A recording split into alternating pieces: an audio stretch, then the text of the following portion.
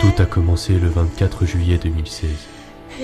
Au matin, les infos parlaient de plusieurs cas de morsures un peu partout dans le pays. Des personnes mordant d'autres personnes sans que l'on puisse en expliquer les raisons.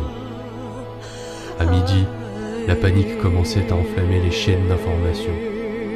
Une épidémie semblait se propager dans le monde entier, transformant les personnes infectées en êtres avides de chair et de sang. Les mots zombie et mort-vivant étaient utilisés pour la première fois à 18h ce jour-là. Cela faisait une journée que le monde sombrait dans le chaos, et c'était seulement maintenant que tout le monde s'en rendait compte. Mais c'était déjà trop tard. L'épidémie avait déjà atteint les grandes villes du monde entier. Les gens pris de peur ont tenté de s'enfuir, mais en vain. 2 jours plus tard, les chaînes de télé cessèrent d'émettre, et 3 jours plus tard, ce fut au tour de la radio. Le monde était réduit au silence.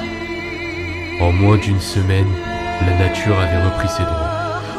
Tout ce que l'être humain s'était efforcé de construire, des milliers d'années de travaux, tout cela réduit à néant.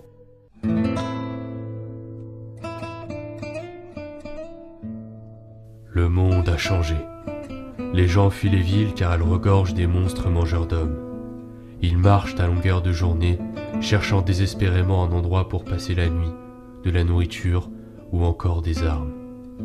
Plusieurs groupes de survivants ont essayé d'établir un campement sécurisé viable dans l'espoir de voir un jour ce cauchemar prendre fin. Mais ce monde a rendu les hommes fous. Et il n'y a que 2 fins possibles lorsque l'on fait partie d'un de ces groupes. La première, le groupe se développe et survit assez longtemps pour que des tensions commencent à apparaître et à diviser le groupe jusqu'à son autodestruction. Des gens qui se considéraient comme une famille s'entretuent sans aucun regret. La deuxième, un autre groupe vient pour négocier vos provisions, vos armes et vos locaux. Cela se termine en guerre pure et simple qui la plupart du temps provoque la destruction des 2 clans sans distinction. La vie a-t-elle encore un sens ? C'est la question que je me suis posée alors que je braquais le canon de mon arme sur ma tempe. C'est à ce moment-là que j'en ai aperçu un. Ce n'était pas le premier. Mais dans cette position, je ne pus m'empêcher de réfléchir. C'est à ce moment-là que j'ai eu un déclic. Cet être qui déambulait sans but avait été quelqu'un avant. Et s'il restait une trace de cette personne maintenant ? Et si ces gémissements n'étaient pas ceux d'un être affamé, mais ceux d'une personne souffrante, suppliant que l'on mette un terme à son calvaire. Je me suis levé et me suis avancé vers elle pour lui tirer une balle dans la tête. Son corps est tombé lourdement sur le sol. Ça a ramené le silence autour de nous. Je fouillais ses poches et son sac à dos à la recherche de quelque chose me permettant d'identifier la personne que je venais de délivrer. J'y ai trouvé un carnet vierge, un stylo et une carte d'identité si tant est qu'elle appartenait bien à cet homme. J'ai pris le carnet et le stylo, puis j'ai écrit « Benjamin Grimes ». Tel était le nom de la première personne que je venais de délivrer. Je suis resté un moment à contempler la page où le nom était inscrit. Des souvenirs affluaient en moi. J'ai saisi le stylo à nouveau, puis j'ai écrit un second nom, un 3e, un 5e, un 10e. Bientôt, des dizaines de pages étaient remplies de dizaines de noms. Ceux de ma famille, de mes amis et même de gens que je connaissais à peine. Ce jour-là, j'avais trouvé la chose la plus importante que l'on puisse trouver dans ce monde.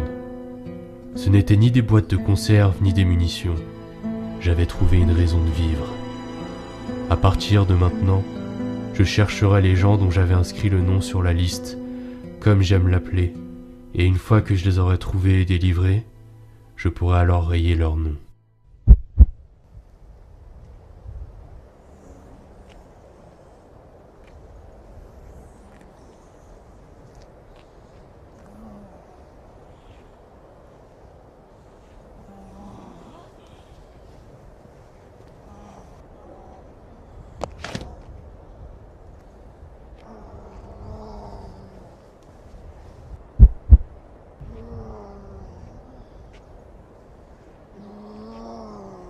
Salut Chris.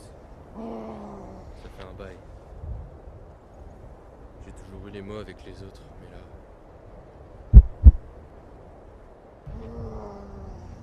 Je suis désolé. Je n'ai pas été le meilleur des frères pour toi. J'aurais dû plus t'emmener avec moi et les copains pour t'amuser. J'aurais dû être plus protecteur avec toi. Mais surtout, j'aurais dû plus te dire à quel point je tenais à toi et que je t'aimais. Mais maintenant, c'est trop tard. Je pense qu'il reste une part de toi là-dedans. Alors je vais mettre un terme à tes souffrances et te offrir le repos que tu mérites. Adieu, Chris. Je t'aime.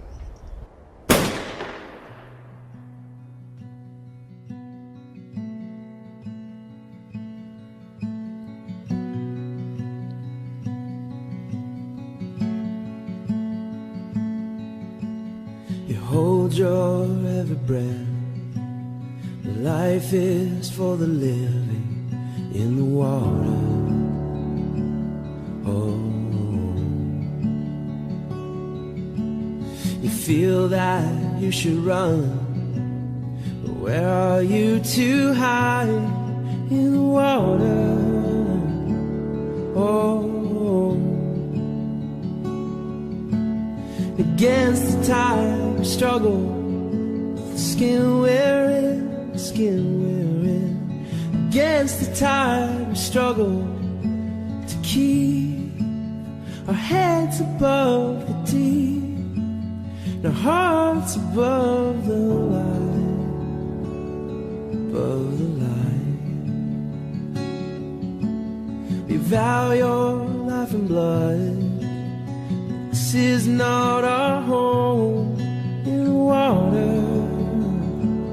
Oh, yeah, our hope here's never found.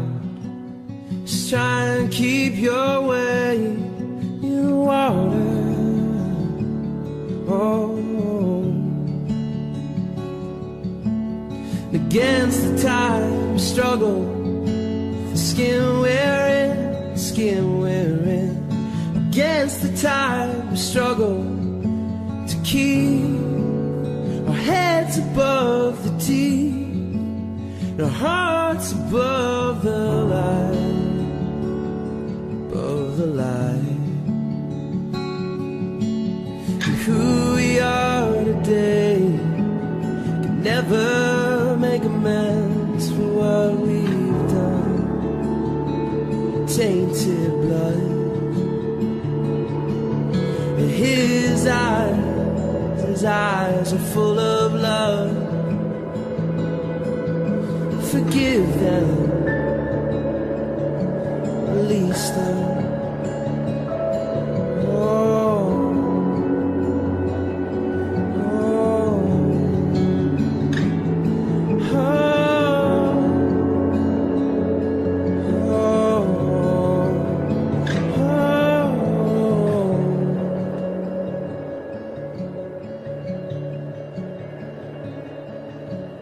Against the tide we struggle, the skin we're in, the skin we're in. Against the tide we struggle to keep our heads above the deep, and our hearts above the light.